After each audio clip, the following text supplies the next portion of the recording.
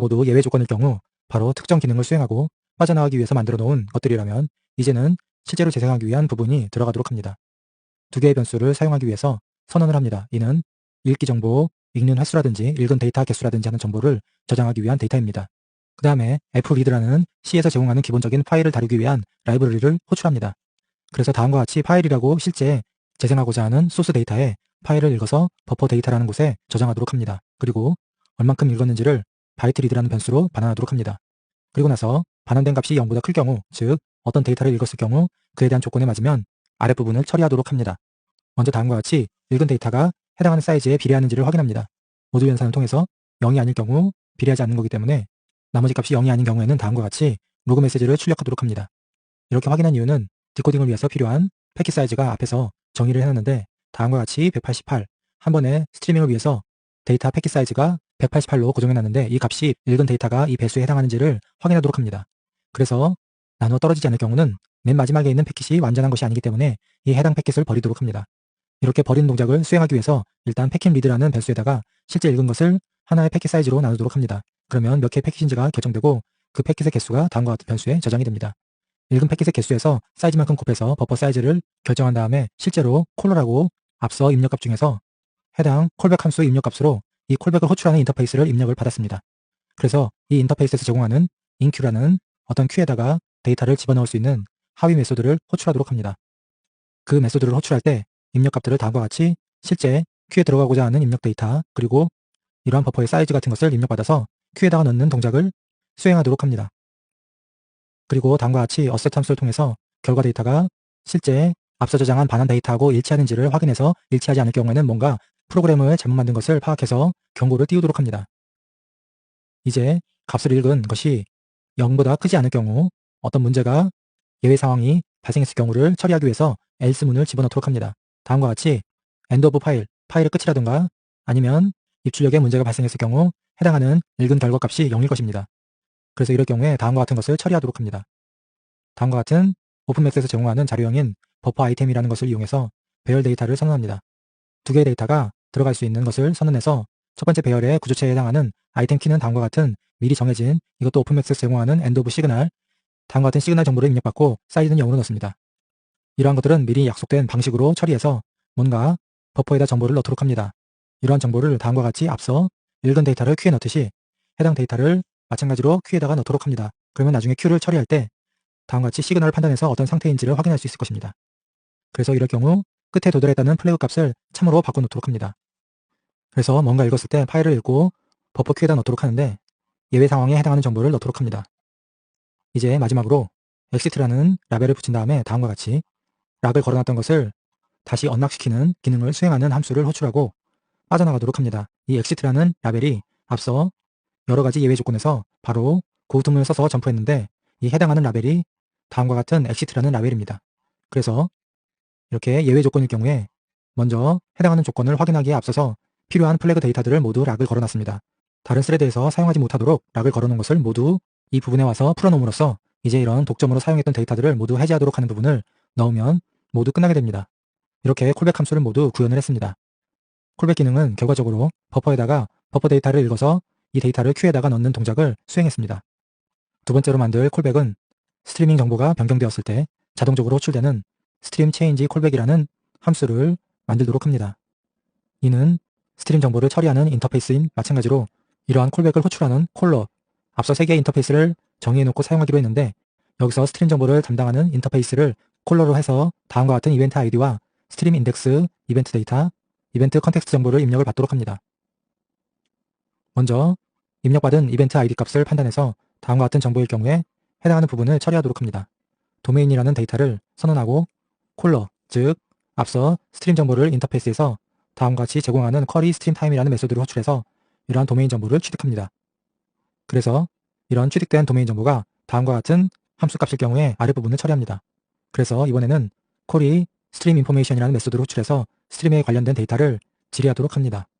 그래서 이러한 메소드를 통해서 얻은 정보를 로그 메시지로 출력하는데 보시면 비디오에 대한 사이즈와 그리고 여러가지 비트레이트라는 비디오 해상도 그리고 비디오의 길이 같은 정보들 즉 멀티미디어 데이터 정보를 다음과 같은 쿼리 스트림 인포메이션이라는 물어보는 메소드를 통해서 확인하도록 합니다. 그리고 만약에 해당하는 도메인 정보를 얻을 수 없으면 다음과 같은 에러 정보를 출력하도록 합니다. 그리고 마지막으로 도메인을 확인하는 스위치문이 다음과 같은 상수값이 아닐 경우에는 마찬가지로 스트림 이벤트 아이디가 확인할 수 없다고 이런 메시지를 출력하도록 합니다. 즉 다음과 같은 콜백 메소드가 호출되면 스트림 정보가 바뀌었을 경우에 자동적으로 호출돼서 해당하는 변경된 정보를 로그 메시지로 출력하는 그런 기능을 담당하는 콜백 함수입니다. 세 번째로 앞서 프로토타입으로 미리 선언해놨던 Q를 초기화하는 다음과 같은 함수를 구현하도록 합니다. 해당 함수를 다음과 같이 선언하고 입력값을 discontinuity 플래그 정보를 받고 리턴 값을 마찬가지로 참인지 거짓인지 해당하는 정보를 반환값으로 받도록 합니다. 처음 부분은 데이터를 읽어서 버퍼에 저장하는 부분이 들어갑니다. 이는 앞서서 첫 번째 콜백 함수를 구현할 때와 유사한 코드가 삽입이 됩니다. 다음과 같이 fread 함수를 통해서 실제 멀티미디어 파일에서 일정 크기만큼의 하나의 버퍼 사이즈와 그런 버퍼의 개수, 앞에서 데이터를 선언했을 때 버퍼 사이즈를 결정했고 이런 버퍼 사이즈에서 버퍼의 개수를 곱한 전체에 한 번에 처리하는 버퍼 큐에 들어가는 데이터를 담고 있는 크기만큼을 입력을 받아서 해당하는 데이터 캐시라는 변수에다가 넣도록 합니다. 그리고 앞서와 마찬가지로 읽은 데이터 값이 0보다 같거나 작은 경우, 즉 파일의 끝이라든지 입출력 에러가 발생했을 경우에는 다음과 같은 폴스 값을 리턴하도록 합니다. 그렇지 않을 경우는 참 값을 리턴하도록 합니다. 만약에 파일이 문제가 없다면 읽은 데이터를 패킷 사이즈로 나누어서 0이 아닐 경우 마지막 패킷을 버리도록 합니다. 이는 한 번에 패킷에 들어가는 사이즈에서 마지막 부분이 나누어 떨어지지 않기 때문에 패킷 정보가 일부 손실된 걸로 판단해서 마지막 패킷은 버리도록 합니다. 그렇게 나누기 연산을 통해서 마지막 패킷을 버린 나머지 패킷의 개수를 저장한 다음에 이러한 패킷의 개수 역시 로그 메시지로 출력해서 디버깅에 활용하도록 합니다. 이 아래부터는 이런 패킷 개수를 담고 있는 정보를 사용해서 패킷 단위로 처리를 하게 될 것입니다. 구현한 것을 확인해보면 다음과 같이 버퍼의 개수만큼 반복문을 수행하게 됩니다. 혹은 버퍼의 개수보다 적지만 패킷을 모두 읽어버린 경우는 반복문을 빠져나가게 될 수도 있습니다. 버퍼에 있는 데이터를 모두 반복문을 통해서 처리하도록 합니다. 보시면 앞서 콜백과 마찬가지로 discontinuity 플래그를 상시 확인해서 버퍼에 있는 것을 처리하다가도 만약에 어느 순간에 재생을 건너뛸 경우에는 언제든지 그에 대한 조건에 맞는 것을 처리할 수 있도록 합니다. 이렇게 갑자기 건너뛰지 않을 경우에는 일반적인 상황에서는 인터페이스를 통해서 큐에다가 집어넣는 동작을 수행합니다. 이런 동작들은 앞서 콜백 함수에서 버퍼 큐에 넣는 것과 유사합니다. 그럼 이것과 이 함수의 차이점은 콜백은 자동적으로 프로그래머 개입 없이 특정 상황에서 처리될 수 있는 함수이고 이렇게 따로 만들어 놓은 함수는 명시적으로 프로그래머가 특정 부분에서 이런 동작을 사용하기 위해서 만들어 놓은 함수라고 생각하시면 됩니다. 그래서 이는 강제적으로 버퍼를 큐에 넣기 위해서 필요한 함수이고 콜백은 자동적으로 처리하기 위해서 만들어 놨습니다. 여기까지가 네이티브 코드단에서 자바와 연동하지 않는 자체적으로 처리하기 위해서 필요했던 함수들을 선언했습니다. 이제 나머지 함수는 실제 자바에서 만들어 놓은 코드와 연동하기 위해서 인터페이스하기 위한 네이티브 메소드를 구현하도록 하겠습니다. 이러한 네이티브 메소드를 구현하는 와중에 앞에서 만들어 놓은 3개의 함수를 필요로 하는 경우에 호출하고 나는 방식으로 구현을 할 것입니다. 자바단에서 호출하게 되는 네이티브 함수는 다음과 같이 총 6개의 함수입니다. 각각의 메소드들은 네이티브에서 구현이 되어 있고 이러한 메소드들을 자바 UI와 연동을 해서 필요한 부분에 필요한 메소드가 호출이 되는 식으로 구현을 해놨습니다. 먼저 네이티브 메소드를 하나씩 만들어 보도록 합니다. 엔진을 만들기 위한 크리에이티브 엔진이라는 네이티브 메소드를 구현합니다. 이를 JNI 인터페이스를 통해서 구현하기 위해서는 자바에서 만든 해당 사용하고자 하는 자바 코드의 패키지 정보, 다음과 같이 com example native media라고 하는 패키지 정보와 호출하고자 하는 해당 클래스 이름, native media라고 하는 클래스 이름을 모두 활용해서 JNI 인터페이스 규약에 맞도록 네이티브 메소드의 함수 이름을 결정하도록 합니다. 다음과 같이 먼저 앞에 자바라고 무조건 붙은 다음에 언더바 패키지 정보인 com 언더바 example native media 그리고 마지막으로 클래스 이름인 네이티브 미디어까지 연결을 한 다음에 그 다음에 실제 네이티브 함수 이름을 넣도록 합니다. 이렇게 놓으면 자동적으로 해당하는 네이티브 메소드와 자바 코드에서 선언해 놓은 메소드와 연동이 됩니다. 그리고 JNI에 필요한 환경 설정을 담고 있는 정보와 자바 클래스 정보를 담고 있는 입력값을 기본적으로 넣도록 합니다. 해당 메소드에 구현을 하도록 합니다. 먼저 반환값에 대한 정보를 담고 있는 변수를 선언하고 크리에이티브 엔진이라는 앞에 XA 붙은 것으로 봐서 오픈맥스에서 미리 만들어 놓은 다음과 같은 엔진을 만드는 함수를 호출하도록 합니다. 이의 입력값으로 엔진 오브젝트를 넣도록 하고 이 엔진 오브젝트를 가지고 실제 엔진을 만들도록 합니다. 이 엔진 오브젝트는 앞서 다음과 같이 만들어 놓은 엔진 오브젝트 데이터를 활용하도록 합니다. 그리고 나서 이렇게 만들어 놓은 오브젝트를 리얼라이즈라는 오브젝트에서 제공하는 메소드를 통해서 실체화를 하도록 합니다. 그리고 보시면 방식이 예전에 오픈 SLES에서 했던 것처럼 오브젝트를 만들고 이를 리얼라이즈 함으로써 실제 구체화시키는 것과 동일한 방식으로 만들도록 합니다. 이렇게 객체를 만들었으면 인터페이스를 만들어야 합니다. 다음과 같은 코드를 삽입해서 오브젝트에서 제공하는 getInterface라는 메소드를 호출하고 오브젝트를 입력받고 해서 인터페이스를 가져오도록 합니다. 예전에 했던 것과 동일하기 때문에 넘어가도록 하겠습니다. 그리고 출력을 위한 오브젝트와 이를 구체화하도록 하는 코드를 넣도록 합니다. 이렇게 하면 멀티미디어 재생을 위한 엔진을 만드는 것을 완료하게 됩니다. 해당 크리에이티브 엔진 메소드를 통해서 두 개의 엔진 오브젝트, 출력을 담당하는 것과 실제 엔진에 대한 오브젝트를 생성하고 엔진 오브젝트의 인터페이스를 관리할 수 있는 다음과 같은 인터페이스를 설정했습니다. 두 번째로 스트리밍 미디어 플레이어를 만들 수 있는 메소드를 구현하도록 합니다. 앞서 크리에이티브 엔진과 비슷하게 JNI 인터페이스 규격을 적용해서 함수 이름을 만들도록 합니다. 그리고 나서 다음과 같이 UTF-8이라는 변수를 만들고 이를 JNI에서 기본적으로 제공하는 메소드인 자바에서 만든 문자열 데이터를 C에서 사용할 수 있는 문자열 데이터로 변환을 하도록 합니다. 이렇게 변환하는 입력값은 파일 네임으로서 실제로 재생하고자 하는 멀티미디어 데이터에 파일 이름을 저장하고 있을 것입니다. 파일 이름은 자바 쪽에서 UI를 통해서 선택을 했기 때문에 이 파일 이름을 네이티브에서 가져와서 사용하기 위해서 다음과 같은 JNI 전용 함수를 통해서 자바 스트링 데이터를 변환했습니다. 그래서 이렇게 입력받은 파일, 즉 파일 경로 정보를 이용해서 다음과 같이 UTF-8이라는 파일 경로 정보를 통해서 파일을 여는 함수를 호출하고 이를 파일을 가리키는 파일 포인터를 설정하도록 합니다. 다음으로 처리하고자 하는 멀티미디어 데이터에 구성하고 오디오를 환경을 구성하도록 합니다. 오픈맥스 AL에서 오픈맥스에서 제공하는 처리할 수 있는 멀티미디어 데이터는 현재는 mp2라고 되는 형식의 ts라는 확장자를 갖고 있는 데이터만을 처리할 수 있습니다. 그래서 보시는 것처럼 데이터 포맷은 다음과 같이 해당하는 mp2 ts라는 데이터 형식으로 강제로 설정해 놓습니다. 그리고 오디오 정보는 다음과 같이 입력을 하도록 합니다. 처리되는 데이터 포맷은 현재까지는 해당 형식으로 된 데이터만 처리 가능하지만 앞으로 오픈맥스가 점점 버전업이 되면 보다 다양한 데이터 형식의 멀티미디어 파일을 처리할 수 있을 것입니다. 그리고 오디오뿐만 아니라 비디오 데이터도 표시하기 위한 환경 설정을 하도록 합니다. 여기서 네이티브 윈도우 값을 받아서 실제 안드로이드 어플리케이션에 활성화된 윈도우를 통해서 멀티미디어 데이터를 출력하도록 합니다. 그리고 인터페이스를 정의하도록 합니다. 이 부분은 예전 오픈 SADS하고 동일합니다. 그래서 먼저 불리한 정보, 참 거짓을 담고 있는 정보를 다음과 같이 입력하고 두 번째로 인터페이스를 모두 할당을 해놓습니다. 그래서 안드로이드 버퍼 Q에 관련된 인터페이스와 스트림 정보를 담당하는 인터페이스 그리고 재생을 담당하는 인터페이스 총 3개의 인터페이스 정보를 배열해 넣습니다. 이는 앞서 처음에 변수들을 선언할 때 미리 정해놓은 것과 동일하게 만드셔야 합니다. 앞서 인터페이스 개수를 3개로 하고 인터페이스 하고자 하는 것들을 이렇게 3개를 정해놓고 이를 여기다가 사용할 수 있도록 할당을 해놓습니다.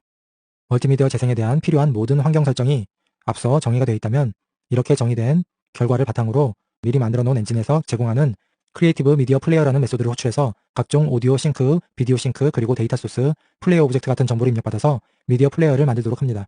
그리고 앞서 만들어 놓은 인터페이스 정보를 담고 있는 배열도 역시 입력값으로 받고 오픈맥스에서 참 거짓 결과를 담고 있는 다음과 같은 배열도 역시 마지막 입력값으로 넣도록 합니다.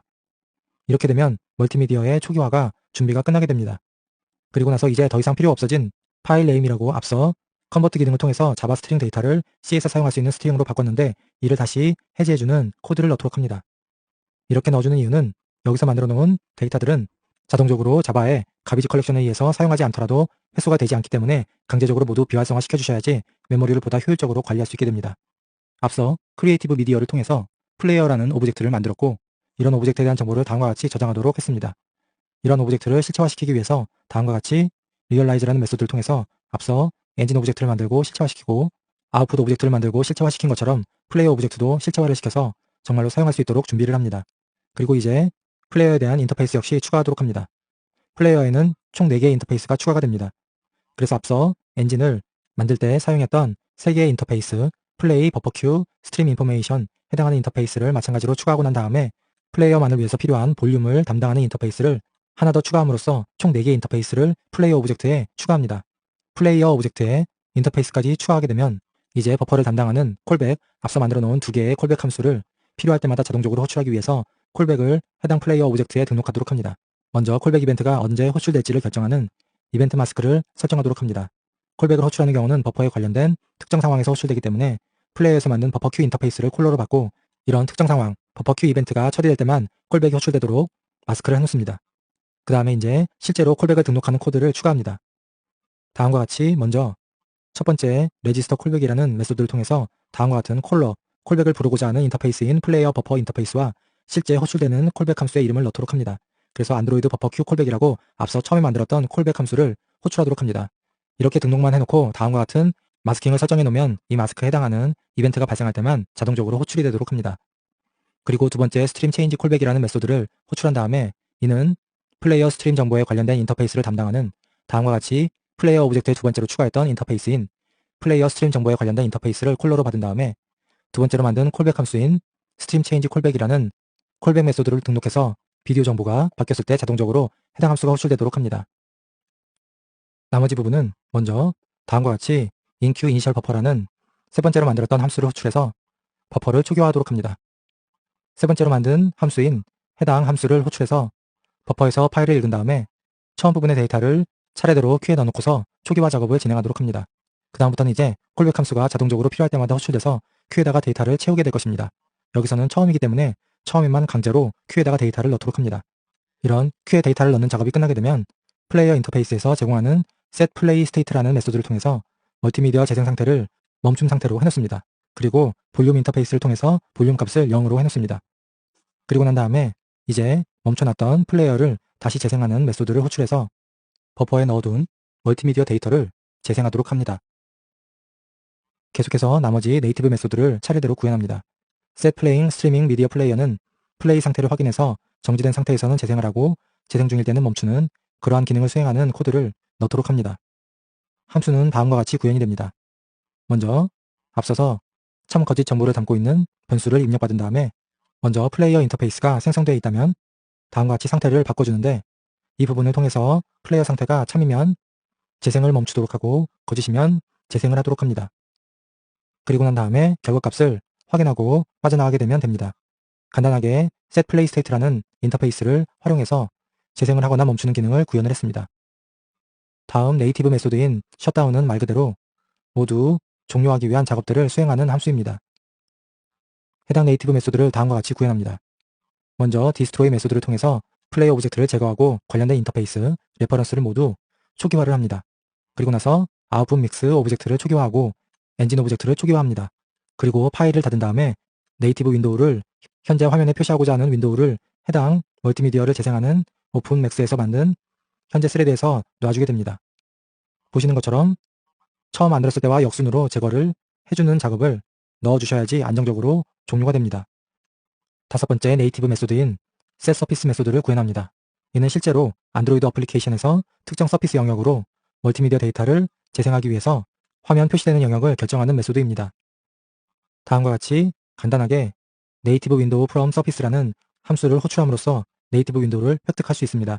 이렇게 한 줄의 호출로 구현이 가능한 것은 윈도우에 관련된 실제 코드가 해당 헤더 파일 안에 들어가 있기 때문입니다.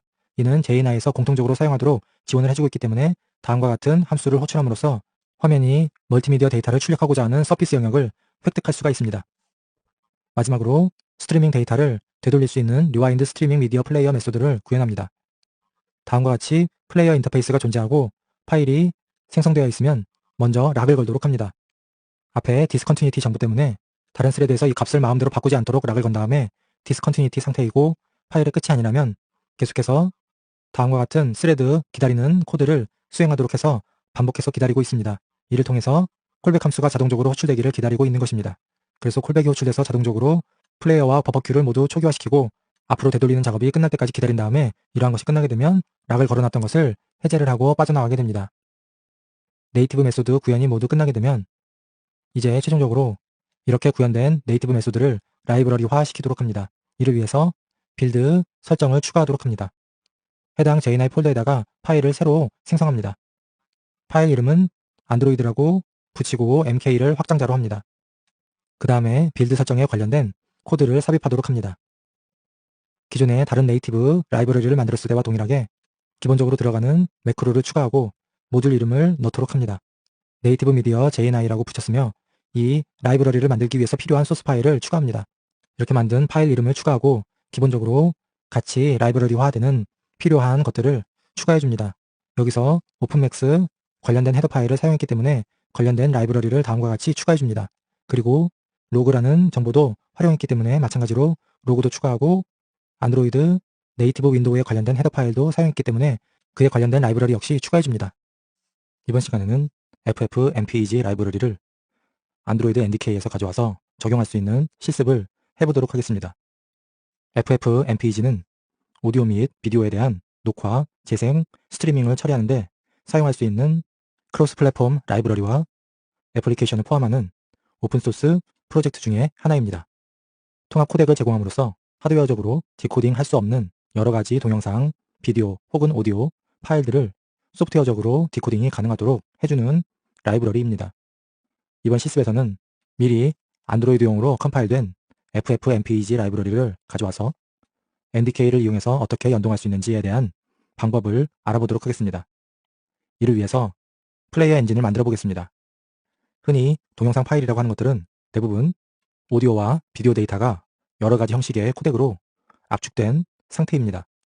이런 압축되어 있는 코덱을 적절한 방법을 사용해서 푸는 디코딩 작업을 거치면 사용자가 보거나 들을 수 있는 상태가 됩니다. 이렇게 디코딩된 데이터를 각각 오디오와 비디오를 출력할 수 있는 디바이스로 전달함으로써 최종적으로 안드로이드 기기를 통해서 음성과 영상이 출력될 것입니다.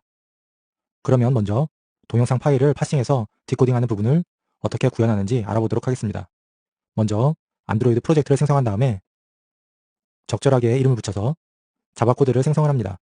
그리고 프로젝트 최상단에 JNI 폴더를 생성한 다음 그 안에 C코드를 하나 생성합니다. 그리고 여기다가 디코딩할 수 있는 엔진을 구현하도록 하겠습니다. 먼저 다음과 같은 헤더 파일을 추가하도록 합니다. 해당하는 헤더 파일은 FFmpeg에서 처리할 수 있는 코덱에 대한 정보를 담고 있고 두 번째로 동영상 포맷에 대한 정보를 담고 있는 헤더 파일이 필요합니다. 세 번째 헤더 파일은 기본적으로 프로그래밍을 쉽게 할 수 있도록 도와주는 간단한 연산을 할 수 있는 함수들이 모아져 있습니다. 그리고 네 번째 헤더 파일은 이미지의 크기를 조정할 수 있는 것을 포함하고 있습니다. 그리고 pthread라는 헤더 파일을 추가함으로써 여러 개의 스레드로 동작이 가능하도록 합니다. 두 개의 헤더 파일은 나중에 구현을 위한 헤더 파일로서 각각의 오디오에 대한 그리고 비디오에 대한 NDK 연동을 위해서 추가적으로 만드는 코드들의 헤더 파일입니다. 그리고 디버깅을 위해서 다음과 같은 로그를 출력할 수 있게 추가한 다음에 태그 값은 다음과 같이 ff 플레이 엔진이라고 하며 로그 출력하는 함수는 gprintf라고 매크로를 정의해 놓습니다. 먼저 오디오 패킷을 처리하기 위해서 다음과 같은 패킷Q라는 구조체를 만들도록 합니다. 이 안에는 패킷에 대한 정보를 담고 있습니다.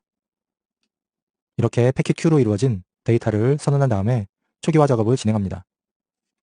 다음과 같은 변수를 통해서 오디오 패킷이 담겨질 Q를 생성하도록 합니다. 그리고 안드로이드 오디오 출력을 위한 핸들러를 다음과 같이 선언하도록 합니다. 그리고 해당 데이터는 소프트웨어적으로 변경하기 위한 컨버터를 세팅해 놓습니다.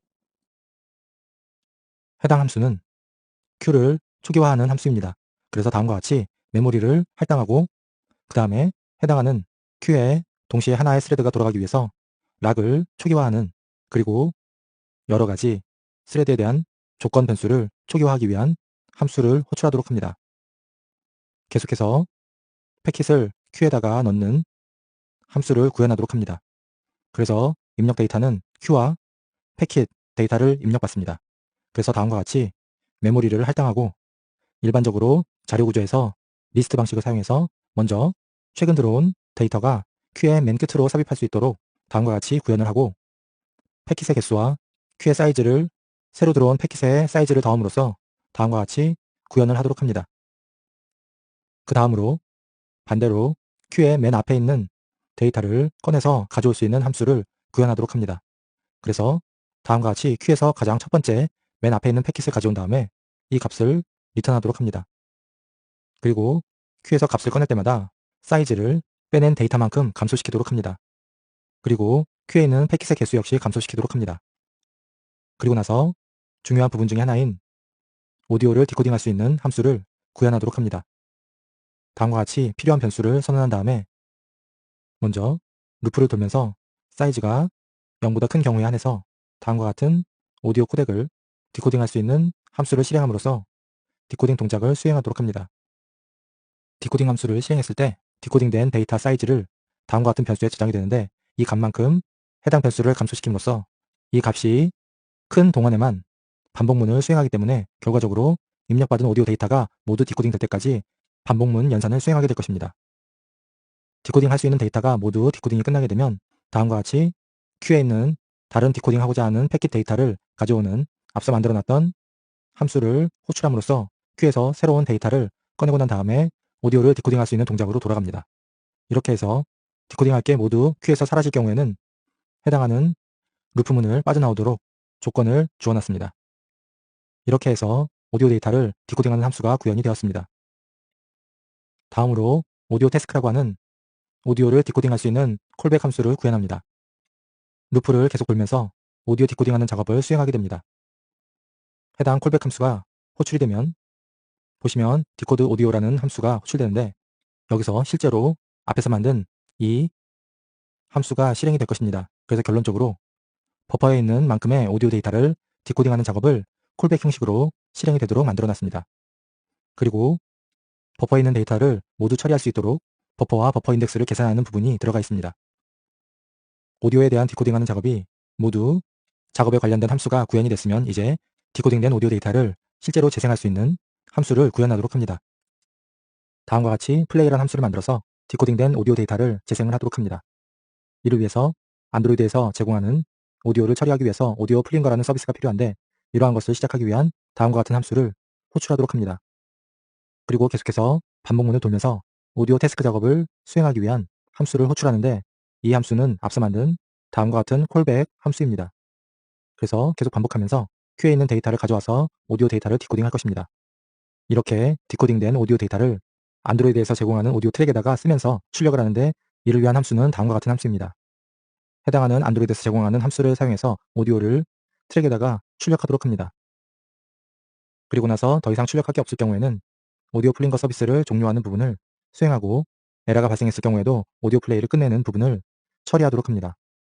이제 남은 부분은 엔진을 시작하고 비디오와 오디오 데이터를 처리할 수 있는 함수를 구현하도록 합니다. 함수는 엔진 스타트하고 붙여서 다음과 같이 필요한 정보들을 모두 선언하도록 합니다. 그리고 AV Regist All이라고 FFmpeg에서 제공하는 API를 사용함으로써 지원할 수 있는 모든 비디오 또는 오디오 코덱을 등록하도록 합니다. 그 다음에 필요한 동영상 파일을 열도록 합니다. 그리고 이렇게 연 동영상 파일에 스트림 정보를 가져오는 함수를 실행하도록 합니다. 앞에 av라고 붙은 모든 함수들은 FFmpeg 라이브러리에서 제공하는 함수들입니다. 앞서 동영상 스트림 정보를 다음과 같은 변수에 저장을 하고 난 다음에 계속해서 해당하는 비디오 소스로부터 비디오 스트림과 오디오 스트림을 찾는 부분을 구현하도록 합니다. 그래서 해당하는 변수에서 다음과 같은 스트림의 개수만큼 어떤 코덱을 가지고 있는지에 대한 것을 찾도록 합니다. 그래서 만약에 해당하는 비디오 혹은 오디오 스트림이 없을 경우에는 다음과 같이 로그 메시지를 출력하도록 합니다. 그래서 만약에 오디오 스트림이 존재한다면 해당하는 스트림의 코덱 정보와 샘플링 레이트 그리고 채널 정보를 역시 디버깅을 위한 로그 메시지로 출력하도록 합니다. 다음으로 이렇게 찾은 오디오 코덱 정보를 이용해서 오디오를 출력하기 위한 부분을 세팅을 합니다. 다음과 같이 안드로이드에서 제공하는 오디오 플링거 디바이스를 생성한 다음에 디바이스 세팅이라는 함수를 통해서 앞에서 획득한 정보들을 모두 입력값으로 넣도록 합니다. 채널 정보와 코덱 정보, 그리고 샘플링 레이트 같은 정보를 모두 넣어서 생성을 하도록 합니다. 그리고 난 다음에 프레임 카운트와 프레임 사이즈 같은 정보들을 로그 메시지로 출력하고 오디오 플링거 디바이스를 잠깐 멈춰 놓도록 합니다. 오디오를 출력하기 위한 세팅이 끝나게 되면 이제 오디오 코덱을 오픈할 수 있는 부분을 구현하도록 합니다. 다음과 같이 FFmpeg 라이브러리에서 제공하는 AV 코덱 오픈이라는 함수를 호출하고 필요한 코덱 정보, 앞서 구했던 코덱 정보와 오디오 코덱에 대한 콘텍스트 정보를 입력해서 코덱을 열도록 합니다. 그리고 나서 오디오 큐라는 것을 생성하고 초기화하는 다음과 같은 함수를 호출합니다. 이 함수는 앞서 오디오 큐를 처음에 생성할 수 있는 함수를 구현한 것을 호출한 것입니다. 그리고 나서 오디오 플레이를 위해 재생을 위해서 이에 필요한 스레드를 생성하도록 합니다. 해당 스레드는 오디오 코덱에 대한 콘텍스트 정보를 입력받아서 플레이라는 함수를 스레드로 따로 독립해서 호출하도록 합니다. 이 플레이라는 함수는 역시나 앞서 오디오 플레이를 재생하기 위한 함수였습니다. 이 함수에 대한 코드 부분을 별도의 스레드로 생성해서 독립적으로 동작하도록 스레드를 만들어놨습니다. 계속해서 다음과 같은 부분을 구현하도록 합니다. 먼저 미리 열어놨던 스트림 중에서 비디오 스트림에 대한 정보를 가져오도록 합니다. 앞에까지는 오디오에 대한 코덱을 처리하기 위한 부분이었다면 이제는 비디오를 처리하기 위한 부분입니다. 그래서 다음과 같이 비디오 스트림에 대한 코덱 정보를 가져와서 콘텍스트 정보를 담고 있는 데이터에다가 넣습니다. 이러한 컨텍스트에서 코덱 ID 값을 찾은 다음에 이 코덱 ID로 비디오 디코더를 찾도록 합니다. 해당 함수 역시 FFmpeg에서 제공하는 라이브러리 중에 FFmpeg 라이브러리에서 제공하는 함수 중에 하나입니다. 그래서 찾은 코덱을 다음과 같은 데이터에 저장하고 없을 경우에는 지원하지 않는 코덱이라고 출력을 하도록 합니다. 필요한 코덱을 찾게 되면 이러한 코덱을 열도록 하는 함수를 호출합니다. 그래서 코덱에 대한 정보를 입력해서 코덱을 열도록 합니다. 그리고 나서 비디오 프레임을 처리하기 위한 메모리를 할당하는 다음과 같은 함수를 호출합니다. 그래서 이렇게 비디오 메모리를 가리키는 해당하는 데이터를 리턴하도록 합니다. 그리고 나서 이렇게 비디오 데이터를 안드로이드 화면에서 바로 출력할 수 있도록 비디오를 설정하는 함수를 호출하도록 합니다. 다음과 같이 비디오에 대한 너비와 높이 정보를 입력받고 이를 위한 함수를 호출하는데 이는 나중에 FFmpeg와 안드로이드와 연동을 위해서 추가적으로 구현하게 될 것입니다. 디코딩된 비디오 데이터는 화면에 보여지기 위해서 안드로이드에서 사용하는 색상 포맷으로 변환해야 합니다. 이를 위한 부분입니다. 그래서 소프트웨어 컨버터를 사용해서 변환을 하도록 합니다. 변환이 모두 끝나게 되면 이제 관련 패킷을 모두 초기화한 다음에 실제로 비디오를 디코딩하는 부분을 구현하도록 합니다. 다음과 같은 while문을 통해서 AV 리드 프레임이라는 FFmpeg 라이브러리에서 제공하는 함수를 사용해서 동영상 파일로부터 비디오 프레임을 계속 읽도록 합니다. 프레임이 존재하는 한 계속해서 읽는 동작을 수행하고 난 다음에 읽어온 스트림이 오디오 스트림이 아니라 비디오 스트림일 경우에는 다음과 같이 AV 코덱 디코드 비디오 2라는 제공하는 함수를 사용함으로써 설정한 비디오 코덱으로 디코딩 작업을 수행하도록 합니다. 디코딩이 모두 끝나게 될 경우에 다음과 같은 소프트웨어적으로 변환 작업을 수행해줘야 합니다. 이는 앞서 변환에 필요한 각종 데이터들을 다음과 같이 선언해 줬는데 이런 것들을 이용해서 해당하는 소프트웨어 변환을 수행하도록 합니다. 변환하고자 하는 타입은 YUV420p라는 형식으로 변환이 됩니다. 이는 앞서서 변환되는 포맷을 다음과 같이 지정해 놨기 때문에 이 지정된 형식으로 변환이 이루어집니다. 왜냐하면 이렇게 하는 이유는 안드로이드에서 비디오 설정을 YUV420p로 해놨기 때문입니다. 만약에 다른 포맷으로 되어 있다면 거기에 맞춰서 바꿔주셔야 합니다. 이를 위한 소프트웨어적인 변환 함수는 다음과 같은 함수를 사용합니다. 들어가는 입력값들은 다음과 같은 변환하고자 하는 포맷 같은 정보를 입력받고 이는 앞에서 다 데이터에 대한 저장을 해놨습니다. 소프트웨어적인 변환은 최종적으로 다음과 같은 SWS 스케일이라는 함수를 통해서 앞서 설정된 변환 정보를 가지고 변환 작업을 수행하도록 합니다. 이런 함수들은 다 FFmpeg에서 제공하는 것으로서 해당하는 헤더 파일 안에 함수에 대한 구현 내용들이 저장되어 있습니다. 변환 작업이 모두 끝나게 되면 이렇게 변환된 데이터를 실제로 안드로이드에서 화면에서 출력하는 다음과 같은 함수를 호출하도록 합니다. 해당하는 함수 역시 나중에 이렇게 만들어 놓은 동영상 처리 엔진과 실제 안드로이드 어플리케이션, 자바로 만든 어플리케이션 간의 NDK를 통한 연동을 위해서 따로 구현될 것입니다. 비디오 데이터 스트림에 대한 디코딩 작업이 끝나게 되면 이제 비디오 스트림이 아닌 경우, 즉 오디오 스트림인 경우를 어떻게 처리하는지를 구현합니다. 오디오 스트림의 경우에는 오디오 큐에다가 넣는 함수를 호출하도록 합니다. 오디오 큐에 넣는 함수는 앞에서 처음에 오디오 큐를 생성하고 오디오 큐를 넣는 이 만들어 놓은 함수를 호출하도록 합니다. 이도저도 아니면 그냥 들어온 패킷을 모두 해제하는 동작을 수행하도록 합니다. 그리고 해당 부분은 이 부분이 계속해서 무한 루프를 돌 것입니다. 그때 앱이 종료될 때 이 값을 1로 바꿔서 앱이 반복문을 빠져나올 수 있도록 하는 부분입니다. 루프문을 빠져나오게 되면 그의 다음 후속 처리를 진행하도록 합니다. 디코딩했던 모든 프레임 메모리를 모두 해제하도록 합니다.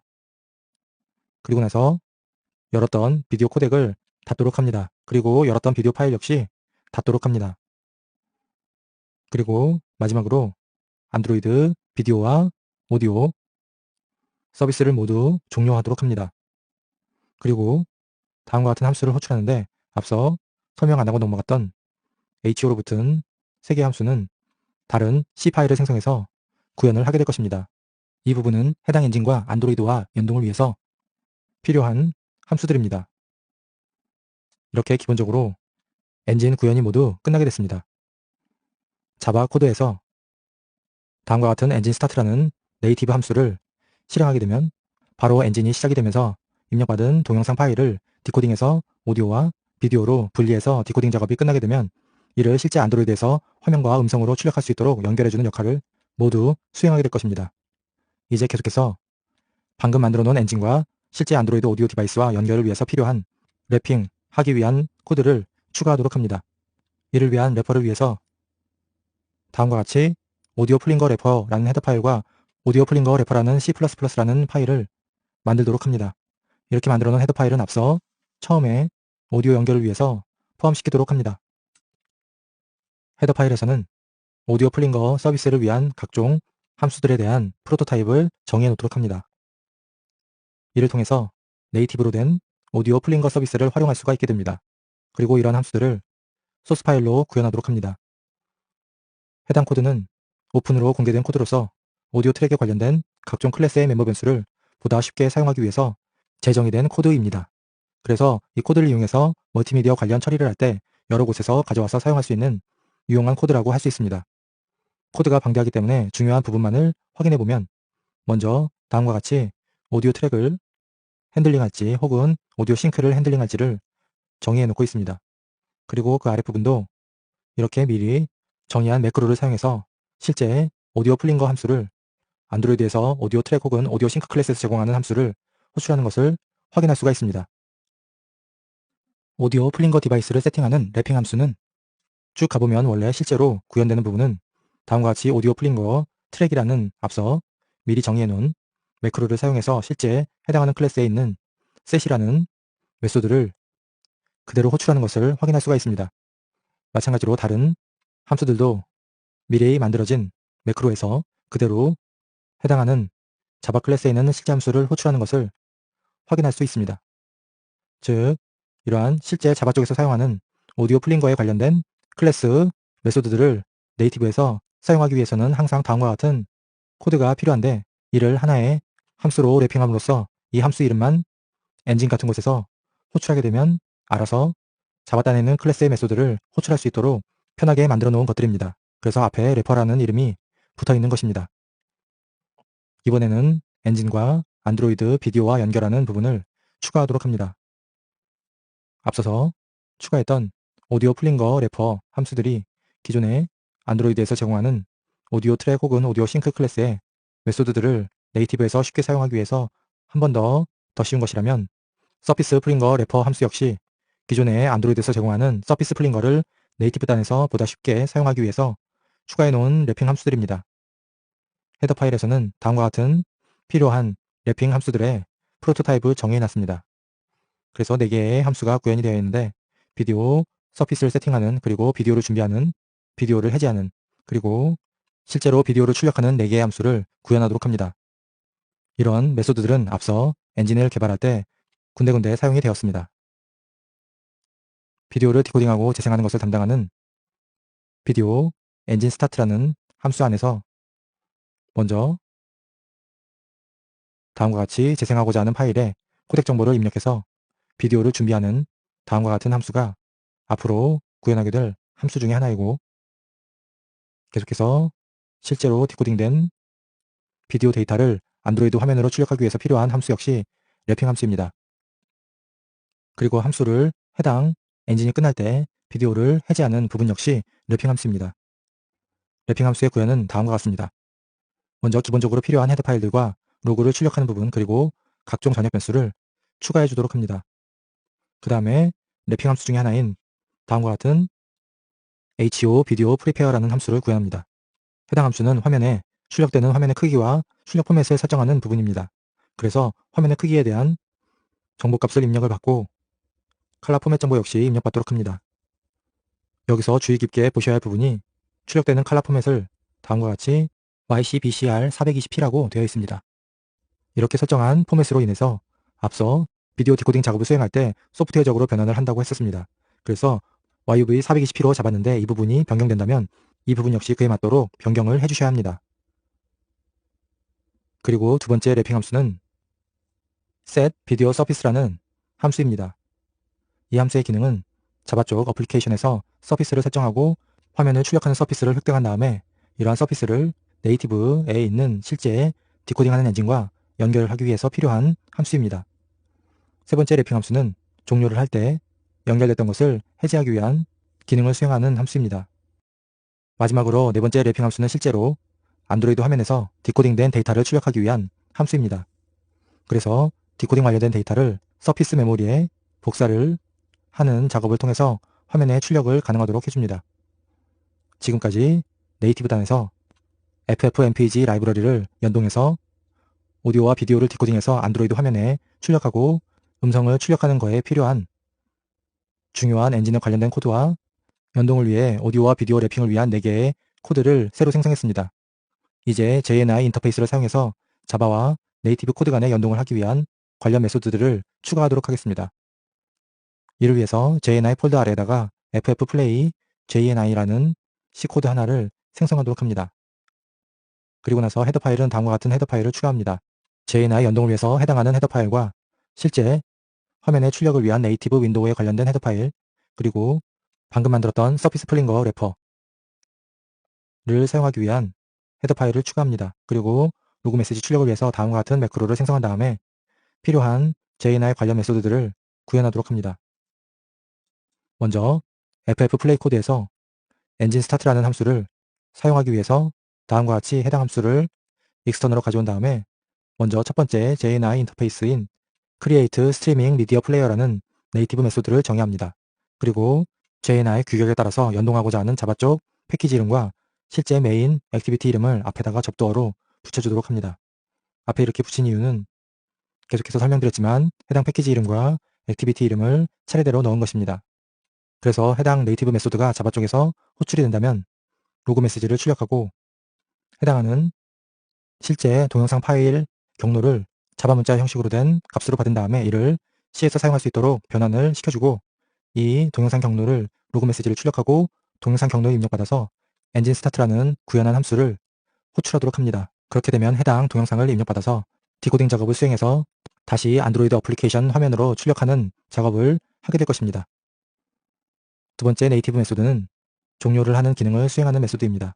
그래서 해당 네이티브 코드가 잡고 있었던 안드로이드 어플리케이션 화면에 출력하는 윈도우를 놓아주게 되는 함수를 실행하고 종료를 하게 됩니다. 세 번째 메소드는 안드로이드 어플리케이션에서 화면을 출력하는 서피스를 획득하고 이를 네이티브에서 사용할 수 있도록 해주는 기능을 수행합니다. 그래서 앞서 잡았던 서피스를 놔주는 것과 반대로 여기서는 사용하고자 하는 서피스를 획득하는 코드가 들어가고 난 다음에 다음과 같은 비디오 쪽 래핑 함수가 호출되고 이 함수가 호출되면 래퍼에서 만들었던 다음과 같은 래핑 함수가 실행이 되면서 최종적으로 서피스를 네이티브에서 사용할 수 있도록 획득하게 됩니다. 이제 이렇게 만들어 놓은 각종 코드들을 컴파일하고 빌드하기 위해서 빌드 설정 파일을 추가하도록 합니다. JNI 폴더에서 새로 파일을 생성하고 안드로이드 MK라고 붙인 다음에 필요한 빌드 설정을 추가하도록 합니다. 먼저 다음과 같이 컴파일하고자 하는 소스 파일들을 모두 추가합니다. 여기서 헤더 파일은 제외하고 2개의 래핑 함수와 실제 엔진을 구동하는 함수 그리고 JNI 연동을 하기 위한 4개의 파일을 컴파일하도록 추가합니다. 그리고 컴파일 때 필요한 각종 라이브러리를 추가해줍니다. 이는 앞서 다른 코드들은 개발할 때 헤더 파일로 추가했던 것들을 제공하는 라이브러리들을 모두 추가해 주도록 합니다. 그리고 각종 인클루드 파일, 헤더 파일을 사용하기 위해서 필요한 헤더 파일을 모두 추가해 주도록 합니다. 여기서 안드로이드 기본 소스에만 존재하는 헤더 파일들이 있기 때문에 이러한 것들을 컴파일하기 위해서는 NDK가 아니라 PDK를 이용해서 컴파일해야 합니다. 이것을 사용하는 방법은 나중에 알아보도록 하겠습니다. 그리고 정적 라이브러리 하나를 필요로 하는데 이는 비디오 출력 포맷을 변경시켰을 때 사용했던 소프트웨어 컨버터라는 라이브러리가 정적으로 같이 빌드가 됩니다. 그리고 해당하는 모듈 이름을 정한 다음에 마지막으로 공유 라이브러리로 빌드하도록 설정해 줍니다. 이번에는 지금까지 네이티브 단에서 구동할 수 있는 각종 엔진 코드들을 어플리케이션에서 제어할 수 있도록 자바 쪽에서 UI를 구현하는 부분을 만들어 보도록 하겠습니다. 먼저 자바 쪽 기본적으로 생성했던 액티비티를 먼저 열도록 합니다. 그리고 UI를 구성하기 위해서 레이아웃에 있는 XML 파일 역시 열도록 합니다. 기본적으로 있는 부분을 모두 삭제하고 난 다음에 여기다가 버튼을 2개를 추가하도록 합니다. 그리고 서피스 뷰를 추가해 주도록 합니다.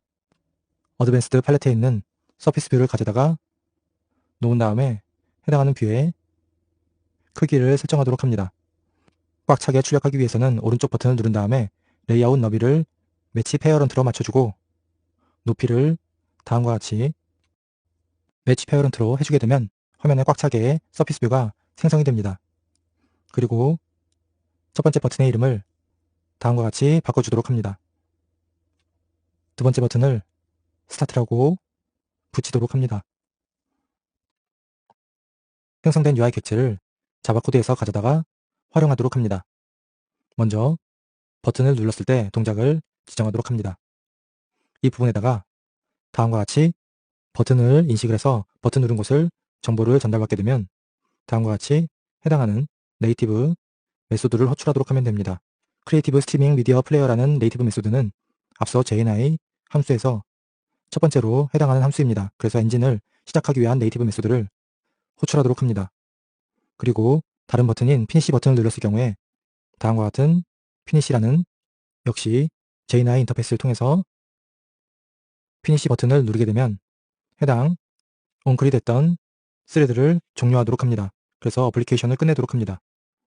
추가적으로 크리에이트 생성됐을 때와 반대로 멈췄을 때의 동작을 넣도록 합니다. 해당 액티비티가 멈추거나 종료되었을 때는 셧다운이라고 하는 네이티브 메소드를 호출하도록 합니다. 해당 네이티브 메소드는 JNI 코드에서 다음과 같이 획득했던 서피스를 해제하는 부분을 동작하는 네이티브 메소드가 호출이 될 것입니다. 그리고 각각의 버튼을 인식할 때 ID 값을 실제 버튼에 해당하는 ID 값으로 바꿔주도록 합니다.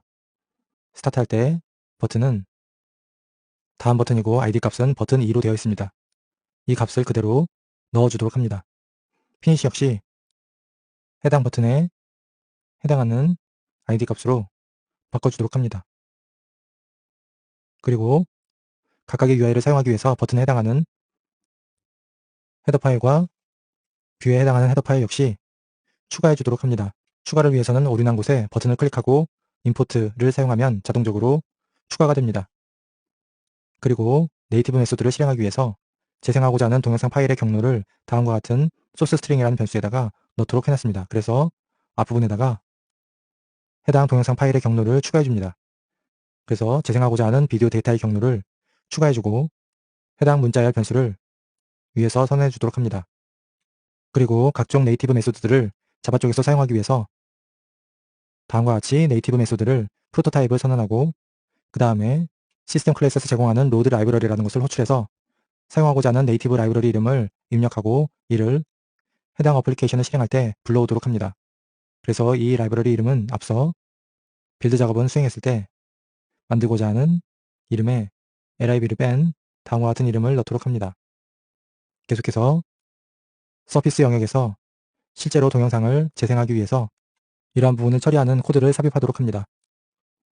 화면을 보여주는 메소드 바로 밑에다가 다음과 같이 서피스 1에다가 비디오 싱크를 맞춰주도록 합니다. 해당 서피스로 비디오를 출력하도록 먼저 서피스 뷰라는 것을 UI를 통해서 가져오도록 합니다. 이를 위해서 서피스 뷰 역시 위에서 해당 변수를 선언해주고 이를 UI를 통해서 가져오도록 합니다. ID 값은 해당 서피스 뷰 ID 값을 그대로 붙여넣도록 합니다. 그리고 이러한 서피스를 관리하기 위한 서피스 홀더 역시 선언해 주도록 합니다. 이러한 서피스 홀더를 통해서 콜백 함수를 등록하면 됩니다. 그래서 새로운 콜백 함수를 등록하고 서피스가 변경됐을 때와 서피스가 생성되었을 때 각각 로그 메시지를 출력하고 서피스가 생성되었을 때 setSurface라는 네이티브 메소드를 호출하도록 합니다. 그래서 JN하고 연동이 돼가지고 실제로 네이티브 엔진에서 안드로이드 어플리케이션의 서피스를 획득할 수 있도록 합니다. 그래서 비디오를 재생하게 되면 획득된 서피스의 영역에다가 표시할 수 있도록 해줍니다. 그리고 나서 로그에 있는 태그 값을 지정해 준 다음에 추가했던 각종 UI에 관련된 여러 가지 헤더 파일 역시 추가해 주도록 합니다. 다음과 같이 임포트를 시켜줌으로써 사용하고자 하는 각종 기능들을 헤더 파일에 추가할 수가 있습니다.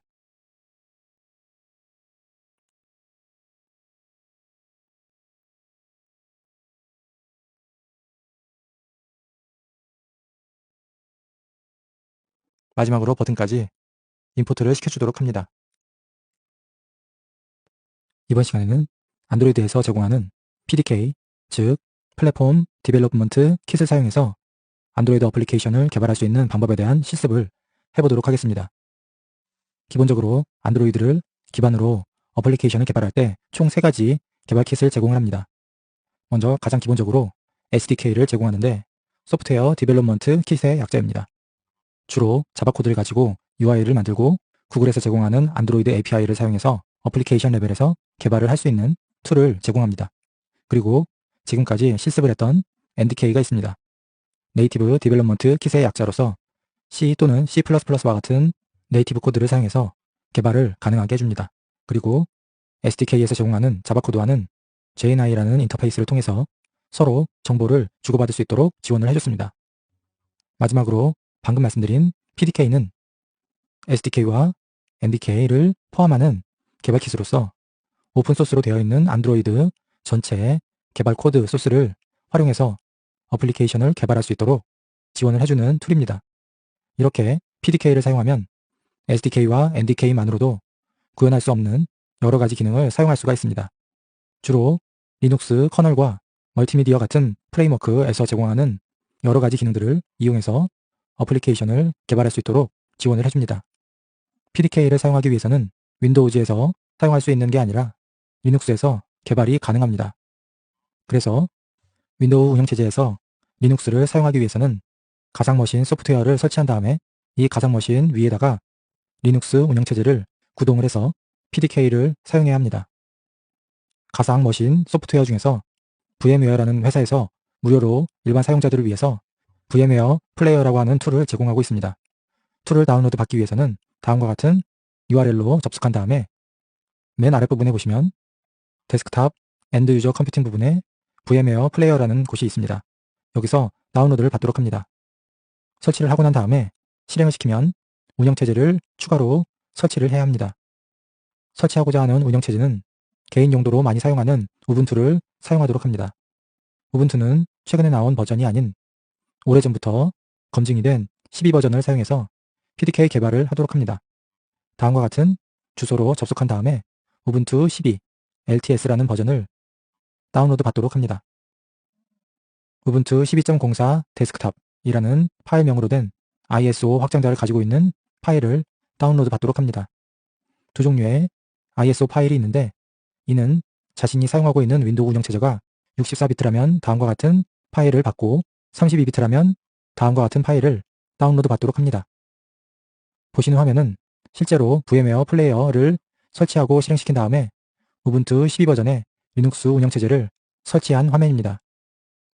새로운 운영체제 설치를 위해서는 다음과 같은 VMware를 처음 실행시켰을 때 나오는 화면에서 Create New Virtual Machine이라는 항목을 선택한 다음에 설치하고자 하는 운영체제의 이미지 파일을 선택하도록 합니다. 앞서 ISO라는 우분투 파일을 다운로드 받았는데 그 경로를 선택해서 진행을 해주도록 합니다. 운영체제의 설치가 끝났다고 가정하에 계속해서 진행하도록 하겠습니다. 이제 PDK 환경 구성을 위해서 안드로이드 전체 소스를 다운로드 받고 이를 컴파일할 수 있는 방법을 진행하도록 하겠습니다. 먼저 터미널을 실행하도록 합니다. 다음과 같은 어플리케이션을 실행할 수 있는 아이콘을 클릭한 다음에 터미널이라고 입력하시면 해당 터미널을 실행시킬 수가 있습니다. 먼저 자바를 설치하도록 합니다. 자바는 자바 1.6 JDK라고 되어 있는 파일을 다운로드 하도록 합니다. 구글에서 검색하게 되면 다운로드 받을 수 있는 링크가 첫 번째로 나옵니다. 1.6 버전을 다운로드 받기 위해서는 다음과 같은 오라클 웹페이지에 접속을 하고 난 다음에 아랫부분에 JDK 링크를 클릭하도록 합니다. 라이센스를 동의하고 설치한 리눅스 운영체제에 32비트인지 64비트인지를 확인하고 난 다음에 RPM이 붙은 파일이 아닌 붙지 않은 bin 확장자로 된 설치 파일을 다운로드 받도록 합니다. 다운로드 받고자 할 때 회원 가입을 하고 난 다음에 자바 설치 파일을 다운로드 받도록 합니다. 다운로드가 완료가 되면 일단 터미널을 연 상태에서 다운로드 디렉토리로 이동하고 난 다음에 자바를 설치할 프로그램이 제대로 있는지 확인하고 난 다음에 해당 설치 파일을 다음과 같은 경로로 복사를 하도록 합니다. 그리고 난 다음에 복사한 경로로 이동하고 난 다음 해당 실행 파일의 권한을 변경해주고 실행을 시켜주게 되면 자바 설치가 끝나게 됩니다. 지금 나오는 화면은 이미 제가 설치를 했기 때문에 덮어 씌울 건지 물어보는 화면입니다. 설치가 안 되어 있으면 자동적으로 복사가 진행할 것입니다. 설치가 끝나게 되면 이제 자바 환경 변수를 등록해줘야 합니다. 먼저 해당 배쉬 파일을 vi 에디터로 열도록 합니다. 그리고 맨 아랫부분에 보면 자바 홈이라는 환경 변수를 만들고 방금 설치한 경로를 그대로 복사해서 붙여놓도록 합니다. 그리고 앞에 익스포트 명령어를 붙여서 자바 홈이라는 환경 변수의 경로를 방금 설치한 경로로 매칭을 시켜주도록 합니다. 그리고 나서 두 번째로 안드로이드 자바 홈이라는 환경 변수를 위에서 만든 환경 변수로 대입시키도록 합니다.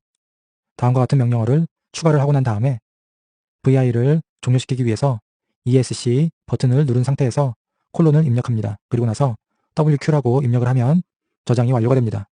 계속해서 안드로이드 소스 빌드를 위한 유틸리티들을 설치하도록 합니다. 해당 부분을 복사를 하고 난 다음 터미널에 붙여놓도록 합니다. 다음과 같은 유틸리티들을 필요로 하는데 기본적으로 우분투에 설치가 되어 있는 것들도 있고 되어 있지 않은 것들도 있습니다. 그래서 apt get이라는 명령어를 사용해서 여러 개의 유틸리티를 한 번에 설치하도록 하는 명령을 넣은 다음에 필요한 혹은 추가로 설치해야 될 유틸리티를 알아서 자동적으로 설치하도록 해줍니다. 설치가 모두 완료가 됐으면 안드로이드 전체 소스를 설치하기 위한 임시 폴더를 생성하도록 합니다. 사용자의 홈 폴더로 이동한 다음 여기서 디렉토리 하나를 새로 생성하도록 합니다. 그리고 해당 디렉토리에 패스를 등록하도록 합니다. 다음과 같이 입력을 하고 해당 새로 만든 디렉토리를 어떤 디렉토리에서도 바로 접근할 수 있도록 패스를 등록해 줍니다. 그리고 나서 다운로드 받을 레포를 등록을 하고 권한을 설정해 주도록 합니다. 레포는 방금 새로 생성한 디렉토리로 이동한 다음에 여기서 명령을 입력하도록 합니다. 다음과 같은 명령을 복사한 다음 붙여넣어서 사용하도록 합니다. 레포가 등록이 되면 해당 레포의 권한을 설정해 주도록 합니다. 레포를 등록하였으면 이젠 전체 소스를 다운로드 받을 폴더를 생성하도록 합니다. 다시 기본 디렉토리로 이동한 다음에 이번에는 임시 디렉토리를 생성하도록 합니다. 해당 디렉토리로 이동하고 난 다음에 다음과 같은 명령어를 입력해서 안드로이드 특정 버전에 해당하는 전체 소스를 인터넷을 통해서 다운로드 받도록 합니다. 여기서 어떤 버전을 다운로드 받을지 확인하기 위해서는 다음과 같은 주소로 접속을 한 다음에 버전별로 나열되어 있는 표를 참조하셔서 정확한 버전 넘버를 입력하시면 됩니다. 여기서는 호환성을 위해서 아이스크림 샌드위치 버전 중에 하나를 골라서 다운로드 받도록 하겠습니다. 다음과 같은 명령어를 입력한 다음에 이동한 임시 디렉토리에다가 붙여넣고 실행을 하게 되면 해당 주소에서 인터넷으로 필요한 소스들을 다운로드 받도록 합니다. 여기서 기본적으로 이름과 이메일을 물어보는데 특정 이름을 입력해도 되고 그냥 엔터로 넘어가도 상관은 없습니다. 여기까지 마치면 다운로드를 하기 위한 준비는 모두 끝납니다. 실제로 다운로드를 동작시키기 위해서는 다음과 같은 명령어를 입력하셔야 합니다.